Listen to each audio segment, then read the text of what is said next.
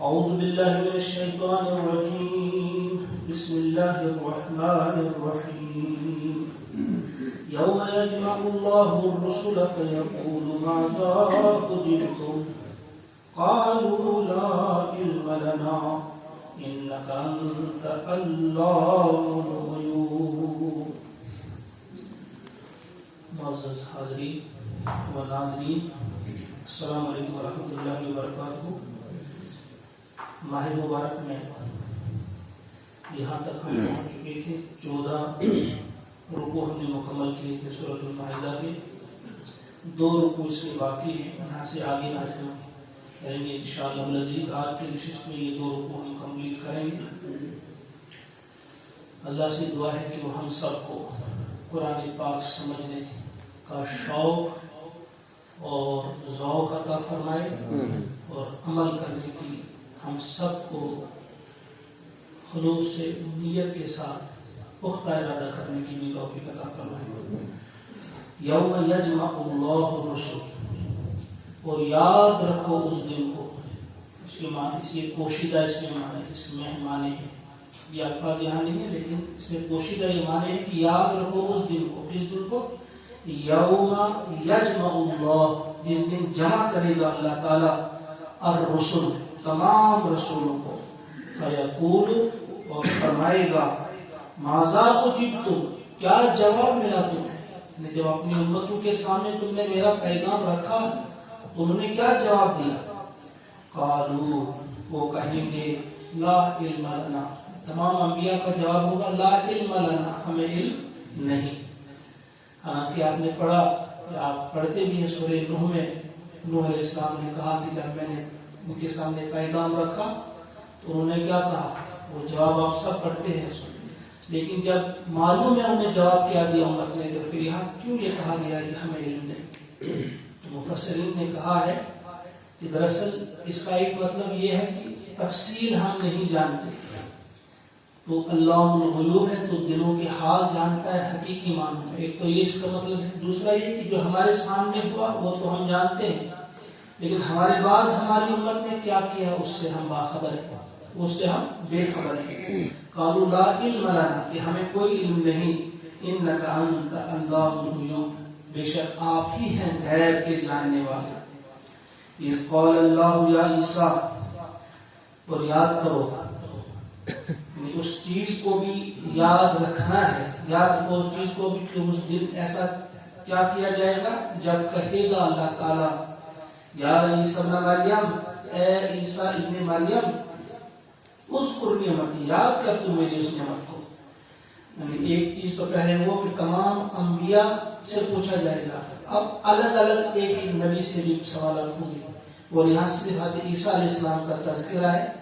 وہ اسی حساب سے تمام انبیاء کو ایک تو مجموعی طور پر پوچھا جائے گا اور پھر الگ الگ ان سے پوچھا جائے گا. عیسیٰ علیہ السلام کا تذکرہ فرمایا یہاں پہ کہ اس گھڑی کو بھی یاد رکھو، اس وقت کو بھی یاد رکھو جب اللہ تبارک و تعالیٰ عیسیٰ ابن مریم سے کہیں گے کہ اے مریم کے بیٹے عیسیٰ، یاد کر میری اس نعمت کو علیہ کا جو میں نے تجھ پر کی تھی، وہ علی والدتک، اور جو تیری والدہ پر میں نے نعمت کی تھی.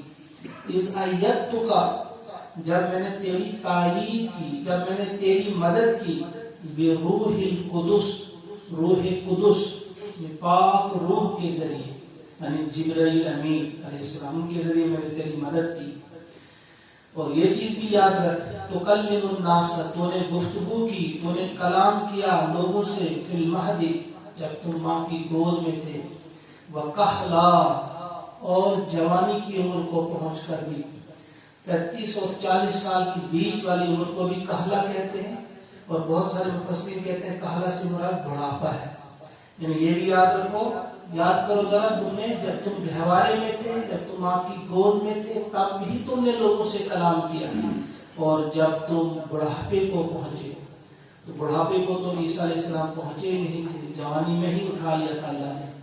تو اس سے یہاں واضح ہو جاتا ہے کہ لازماً عیسیٰ علیہ السلام کو پھر اترنا ہے اور بڑھاپے میں بھی وہ بات کرے گا. تو فرمایا تم نے بڑھاپے میں بھی بات کی. وَإِذْ عَلَّمْتُكَ، اور جب میں نے سکھایا تجھے الکتاب، والحکمہ کتاب اور حکمت، والتورات والانجیل اور تورات اور انجیل. یہاں الگ الگ ہے الکتاب اور الحکمہ. کچھ مفسرین کہتے ہیں کہ کتاب اور حکمت سے یہاں تورات اور انجیل ہی ہے. جو بیچ میں وا آیا ہے والتورات، یہ واو تفسیر اس کو کہتے ہیں. تفسیر کے لیے اس کے معنی ہوتے ہیں یعنی میں نے تمہیں کتاب اور حکمت سکھائی یعنی تورات اور انجیل.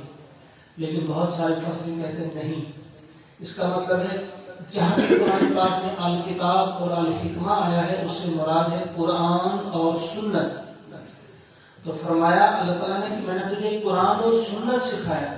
وہ باقی لوگوں کو بیٹھنا پڑا اساتذہ کے سامنے سیکھنا پڑا، لیکن جب تم دوبارہ گئی دنیا میں تو میں نے تمہیں بغیر کسی استاد کے ڈائریکٹ میں نے تمہیں سکھایا قرآن اور سنت. والتورات والانجیل اور تورات بھی اور انجیل بھی. وَإِسْتَخْلُقُ اور وہ بھی یاد کرو.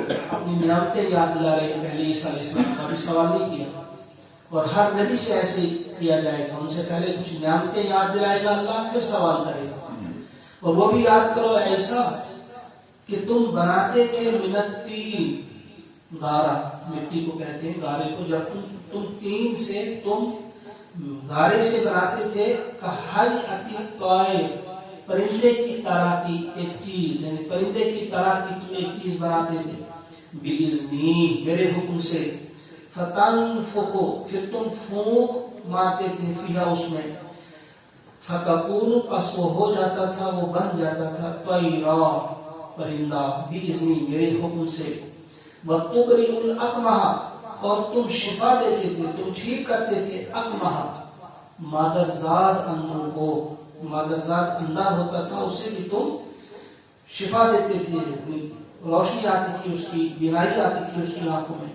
والابرص اور کوڑھی کو، کوڑ کا جو مریض ہوتا تھا اسے بھی تم شفا دیتے تھے. بِإِذْنِی میرے اذن سے، میرے حکم سے. یہاں بار بار بِإِذْنِی کہا گیا ہے، حالانکہ ایک بار بھی اگر کہا جاتا تو کافی تھا، معنی اس میں آ جاتے تھے. لیکن اللہ تعالیٰ نے یہ بار بار بِإِذْنِی اس لیے کہا کہ کہیں کسی بھی وقت کسی پڑھنے والے کو یہ خیال نہ رہے کہ وہ اپنے آپ اپنی طاقت سے ایسا کرتے تھے، بلکہ انہیں ذہن میں رہے کہ یہ سب کچھ کرنے والی جو طاقت ہے، ذات ہے، وہ ہے اللہ. اس لیے بار بار بِإِذْنِی بِإِذْنِی. وَإِذْ تُخْرِجُ الْمَوْتَى اور وہ بھی یاد رکھو کہ تم کھڑا کرتے تھے، یعنی زندہ کرتے تھے. الموتا مردے کو. بِإِذْنِی میرے حکم سے. وَإِذْ كَفَفْتُ اور وہ بھی یاد کرو جب میں نے روکا بنی اسرائیل کو ان کا تجھ سے، یعنی بنی اسرائیل نے تجھے پھانسی پہ چڑھانا چاہا، قتل کرنا چاہا، تو میں نے ان کا ہاتھ روکا، میں نے تمہیں بچایا. اس جئتہم جبکہ تم ان کے پاس گئے بالبینات روشن نشانیاں لے کر. فقال الذین کفروا تو اس وقت ان لوگوں نے جنہوں نے کفر کیا انہوں نے کہا منہم ان میں سے ان ھذا نہیں ہے یہ کچھ بھی الا مگر سحر مبین کھلا جادو ہے. انہوں نے یہ بات کہی. وَإِذْ أَوْحَيْتُ اور یہ بھی یاد رکھو، یہ بھی یاد کرو. وَإِذْ أَوْحَيْتُ جب میں نے وحی کی إِلَى الْحَوَارِيِّينَ حواریین کی طرف. حواری یعنی جو آپ کے صحابہ تھے، عیسیٰ علیہ السلام کے صحابہ جو تھے ان کو حواری کہا جاتا ہے. جب میں نے ان کی طرف وحی کی تو اس وحی سے کیا مراد ہے؟ وحی تو انبیاء کو کی جاتی ہے. اس سے مراد ہو سکتا ہے الہام. جس طرح موسیٰ علیہ السلام کی ماں کے دل میں اللہ نے بات ڈالی تھی کہ صندوق میں ڈال دو موسیٰ علیہ السلام. جس طرح سے قرآن میں ہے کہ یہ جو شہد کی مکھی انہیں بھی الہام کیا جاتا ہے، انہیں بھی وحی کی جاتی ہے، وہ بھی ان کے دل میں بات ڈالی جاتی ہے کہ انہیں کہاں جانا ہے، کس پور پہ بیٹھنا ہے. تو اس اعتبار سے کہا کہ ان کے دل میں ہم نے یہ بات ڈال دی، یہ اسی قسم کی وحی ہے. یا پھر دوسرا مفہوم بھی کچھ مفسرین نے لکھا ہے کہ حضرت عیسیٰ علیہ السلام کو وحی کی گئی اور انہوں نے پھر بتایا اپنے ان حواریین سے. یہ بھی اس کا ایک مطلب ہو سکتا ہے. بہرحال یاد رکھو اور یاد کرو اس چیز کو بھی جب میں نے وحی کی حواریین کی طرف کیا ان آمنو بی کہ وہ ایمان لائے مجھ پر، وہ بھی رسولی اور میرے رسول پر. یعنی کچھ لوگ جو تمہیں مان گئے اور مجھے مان گئے تو اس میں بھی تمہارا زور نہیں تھا، وہ میرا زور تھا، میری وجہ سے اگر تم کتنا بھی خرچ کرتے کچھ بھی کرتے وہ نہیں لاتے، بلکہ میری وجہ سے میں نے ان کے دل میں یہ بات ڈال دی، وہ ایمان لے آئے مجھ پر اور میرے رسول پر یعنی تجھ پر۔ قالوا آمنا، جب انہوں نے جواب دیا کہ ہم ایمان لے آئے، واشہد، اور آپ گواہ رہے، میں آپ سے کہا تھا، تم سے کہا تھا اے عیسیٰ آپ گواہ رہے بِأَنَّنَا مُسْلِمُونَ، کہ بے شک ہم مسلمون ہیں، ہم مسلمین ہیں، ہم فرمانبردار ہیں۔ وہاں بھی انہوں نے یہ نہیں کہا کہ ہم عیسائی ہو گئے، ہم مسلم ہو گئے۔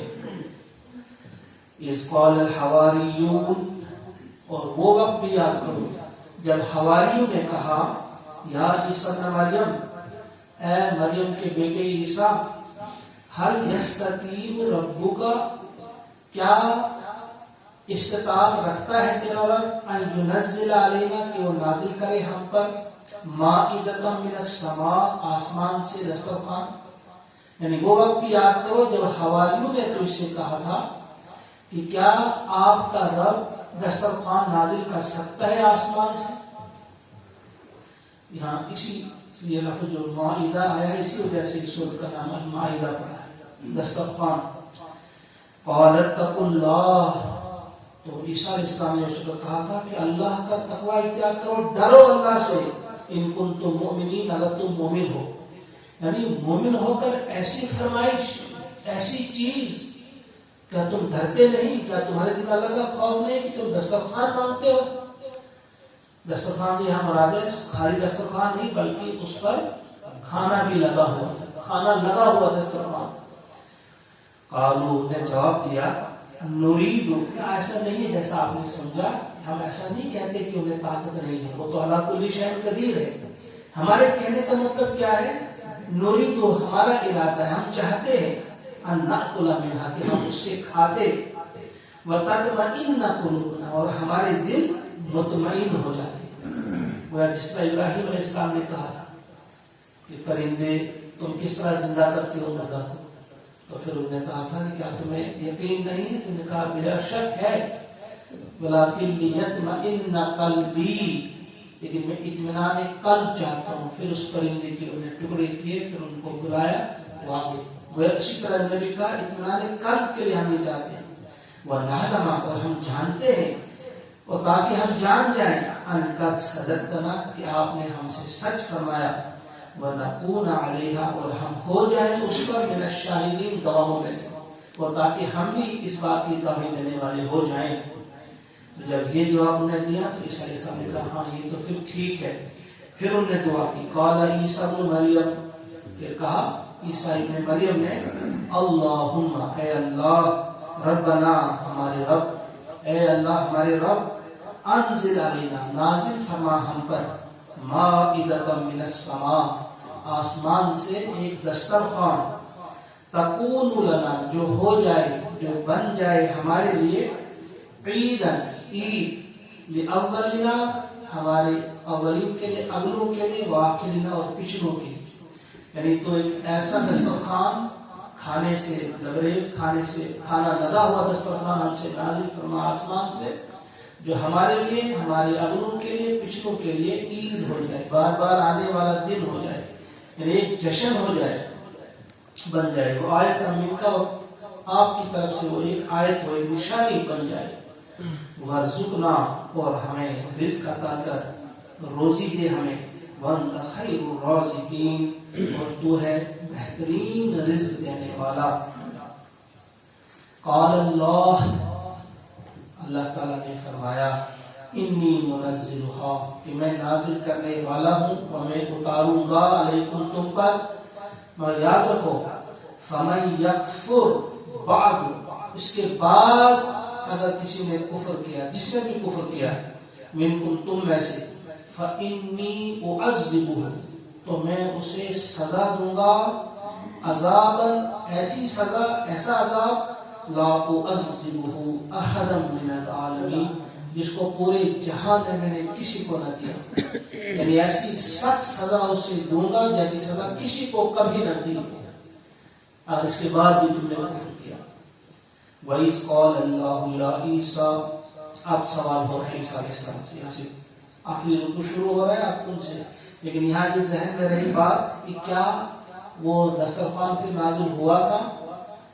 تو ترمذی کی ایک روایت ہے کہ ہاں دسترخوان نازل ہوا، اس پہ روٹی لگی تھی، گوشت لگا ہوا تھا، کچھ اور بھی، تو پھر انہوں نے نافرمانی کی، اس کے بعد پھر ان کو سزا ملی، کچھ کو خنزیر بنایا گیا، کچھ کو سور بنایا گیا۔ لیکن اکثر مفسرین نے کہا کہ نہیں، جب یہ چیز انہوں نے سنی تھی کہ اگر اس کے بعد تم نے انکار کیا تو پھر تمہیں سخت سزا دوں گا، کافر اس کے بعد دسترخوان نازل نہیں ہوا تھا۔ دونوں رائے موجود ہیں، لیکن زیادہ تر اسی کو مانا جاتا ہے درست کہ دسترخوان نازل نہیں کیا گیا تھا۔ وَإِذْ قَالَ اللَّهُ، اور جب کہا اللہ تعالیٰ نے، یا عیسیٰ ابن مریم، اے مریم کے بیٹے عیسیٰ، اَأَنْتَ قُلْتَ، اب سوال ہو رہا ہے عیسیٰ سے، پہلے انہی سے، اَأَنْتَ قُلْتَ، کیا تم نے کہا تھا لِلنَّاسِ، لوگوں سے، اتَّخِذُونِی، کہ تم مجھے بناؤ، وَأُمِّی، اور میری ماں کو، الٰہَیْن، معبود دو، یعنی تم نے کیا کہا تھا لوگوں سے کہ وہ تمہیں اور تمہاری ماں کو معبود بنائے، من دون اللہ، اللہ کو چھوڑ کر۔ تو یہاں کلیئر ہو جاتا ہے کہ عیسائیوں میں سے بہت سارے لوگ ایسے ہیں جو عیسیٰ کو خدا مانتے ہیں، یا عیسیٰ کی ماں کو، مریم کو خدا مانتے ہیں، کیا تم نے ایسا کہا تھا؟ قال سبحان، تو عیسیٰ علیہ السلام جواب دیں گے، تو پاک ہے اللہ، ما یقول لی ان اقول ما لیس لی بحق، کہ میں کیسے ایسی بات کہہ سکتا ہوں جو بات کرنے کا مجھے حق ہی نہ ہو، جو روا ہی نہ ہو میرے لیے، تو ایسی بات کیسے میں کہہ سکتا ہوں؟